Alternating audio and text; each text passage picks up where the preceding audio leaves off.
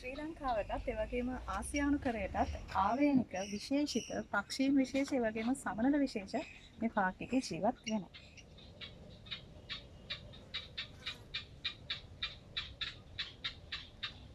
දිවියෝ වගේම සර්ප විශේෂ රාශියක් මේ තෙත්බිමේ මේ වෙනකොට ජීවත් වෙනවා.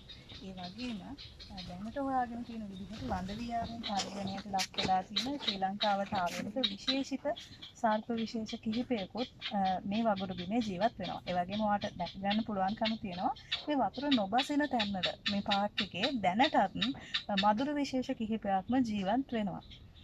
ඉතින් ඔයාලා සංචාරකයෝ වශයෙන් ඒ වගේම මේකේ සිරිනර බන් වෙනවා නම් පරිසරවේදීන් විදිහට එහෙමත් නැත්නම් ප්‍රේමවන්තයන් විදිහට මේ මොන විදිහට ආවත් මේ වගුරු බිම ආරක්ෂා කරගන්න කටයුතුකමක් වෙනවා. ප්‍රේම කරන ප්‍රේමවතුන්ට ප්‍රේම පාරාදීසයක් විදිහටත් ඒ වගේම වෙඩින් ෂූට් වලට මේ බැද්ද ගාන කියලා කියන්නේ ලොකුම ලොකේෂන් එකක්. ඒ වගේම මේ වෙනකොට මේ පරිසරය විඳින්න පරිසර ලෝභීන්ට පරිසර එක ජීවත් වෙන කැමති කට්ටිය ඉන්නවා නම් එයාලටත් මේ බැද්ද ගාන කියලා කියන්නේ විශේෂ බිම් කඩක් වෙනවා. පාසල් සිසුන් දැනුවත් කිරීමේ වැඩසටහන්, ඒ වගේම උපදේශන වැඩසටහන්, ඒ වගේම වැඩමුළු ඒ විතරක් නෙමෙයි පරිසරය පිළිබඳව පාසල් සිසුන් දැනුවත් කිරීමේ වැඩමුළු වලට ඒ වගේම තේමාත්මක වැඩසටහන් වලට මේ බැද්ද ගාන කියලා කියන්නේ කොළඹ ආශ්‍රිත පාසල් වලටත් විශේෂම ස්ථානයක් වෙනවා. ඒ වගේම හවසට කුඩා දරුවන් එක්ක දෙමව්පියෝ ඇවිල්ලා මේ පරිසර සභාධර්මය විදින ආකාරයත් අපිට දැක බලා ගන්න පුළුවන්කමක් තියෙනවා. ඉතින් මේ බැද්ද ගානට එනකොට ඔයාලා දකින්න ඇති ආපු කෙනෙක් නම් මේකේ තියෙනවා පාසටහන් පමණක් තබා ගොස් මතක සටහන් පමණක් රැගෙන යන්න කියලා. ඉතින් ඔයාලා අරන් එනවා නම් කෑම බීම ඒ වගේම ඒවා ලන්ච් ෂීට් වල ඔතලා නම් ඒ වගේම ප්ලාස්ටික්ස් ගේනවා නම් ඔයාලට රික්වෙස්ට් එකක් කරන්න තියෙන්නේ මේ බැද්ද ගාන මේ සොඳුරු බිම් කඩට ඒවා මුදා හරින්න එපා. මොකද මේ තියෙන වතුර වලත් ජීවත් වෙන සත්තු ඉන්නවා, මාළු ඉන්නවා. ඔයාලට දැන් ඇහෙනවා ඇති මම මේ කතා කරන බෑග්ග්‍රවුන්ඩ් එකෙන්.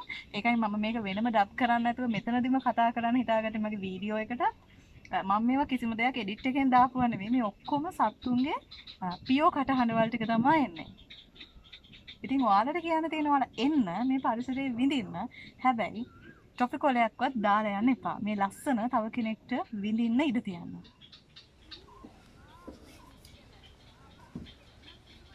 ඉතින් නිදහස වැඩිවීම හේතුවෙන් මිනිස්සු අනවශ්‍ය විදිහට ඇතැම් අවස්ථාවල හැසිරීම, ඒ වගේම මේ පරිසරයට කැඩිකසර බැහැර කිරීම වගේ දේවල් කරන්නවා. JBL වගේ යන්ත්‍රෝපකරණ දාලා අනවශ්‍ය විදිහට සින්දු එහෙම අහලා මේ පරිසරයේ තියෙන නිස්කලංක බව කඩනවා. සමහර මේක සංචාරය කරන්න යන කට්ටිය. ඉතින් ඒ වගේ තත්ත්වයක් මේ වෙනකොට මේ උද්‍යානයේට එල්ල වෙලා තියෙන තර්ජන විදිහට හඳුනා ගන්න පුළුවන්කම තියෙනවා. ඒක සත්තුන්ට වඳ වී යාමේ තර්ජනයටත් හේතු වෙලා තියෙනවා.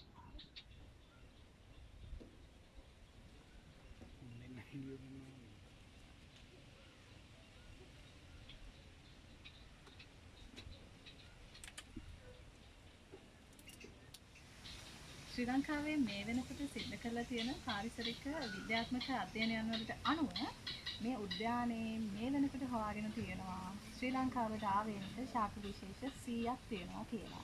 ඒ අතර විරළු මාදන් වගේ දේවල් විශේෂ වෙනවා. ඒ වගේම පහදරට තෙත්බිම් කලාපයට ආවේනික ශාක විශේෂ තියෙනවා කියලා මෑතකදී හොයාගෙන තියෙනවා.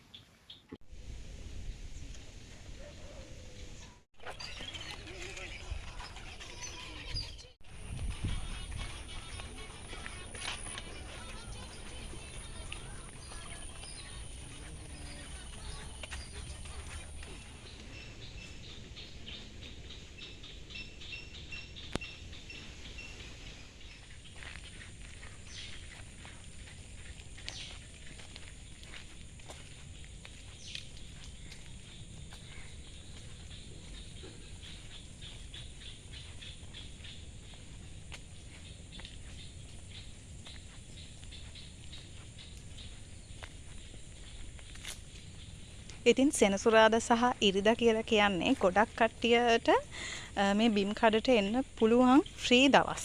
ඒ දවස් වලට මේක ගොඩක් ක්‍රවුඩ්. ඒත් සතියේ දවස් වලට නම් එච්චර මිනිස්සු ගැවසෙනවා කියලා දැක ගන්න පුළුවන් වෙන්නේ නැහැ. මේ ඔයාලට පේනවත් දන්නේ නැහැ කොහිල ඒ වගේම මම සමහර ගස්වල විතරයි නම් දන්නේ හැම ගහකම දන්නේ නැහැ. ඒ වගේ ශ්‍රී ලංකාවට ආවේනික ශාක ගොඩක් මේ බීම් කඩේ දැක ගන්න පුළුවන්. ඒ වගේම මේ පැත්තෙන් මේ වගුරු බීම් ස්වභාවයක් පේනවා මේ හරියේ. ඒකේ සමහර තැන්වල පොලිතීන් වගේ දේවල් දාලා ජලජ ජීවීන්ට ජීවත් වෙන අපහසු තත්වයක් ඇති වෙලා තියෙනවා. මොකද සමහර අය මෙතනට කෑම ගෙනත් ඒවා කද්දී ඉඳුල් දාලා යනවා. ඒත් එක්කම ජල පුෂ්ඨය වැහිලා ඒකේ ඉන්න මාළුන්ට අර හුස්ම ගන්න බැරි වෙනවා. මොකද ජල ගෝලයයි වායු ගෝලයයි කියන්නේ ගමන් කරන ඒ කොටස අවහිර වෙලා තියෙනවා තෙල් කට්ටයක් බැඳලා. ඉතින් ඔයාලා කෑම ගෙනාවත් මේ වගුරු බීම් වලට දාන්න එපා. මොකද එතකොට ඒකේ ඉන්න මාළුන්ට තමයි සරලවම කිව්වොත් හුස්ම ගන්න බැරි වෙන්නේ. ඉතින් යාළගේ ජීවත් වීමට තර්ජනයක් වෙනවා.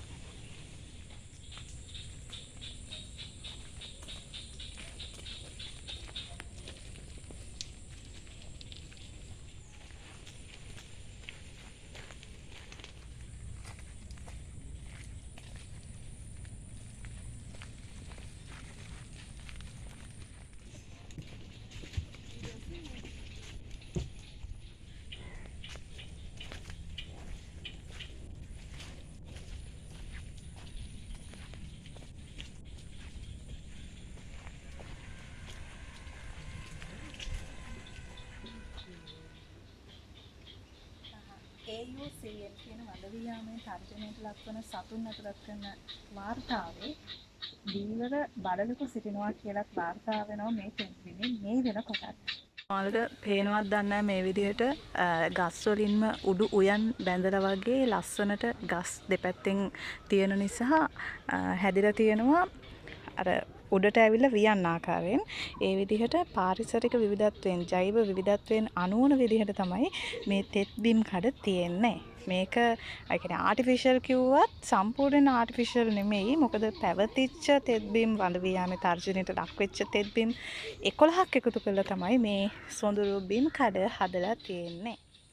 දෙස් විදෙස් සංචාරකයන්ගේ ඒ වගේම ශ්‍රී ලාංකිකයන්ගේ ආකර්ෂණය දිනාගත්ත මේ සොඳුරු බිම් කඩ කියලා කියන්නේ විදේශ විනිමයක් ලංකාවට ලැබෙන එක මාර්ගයක්.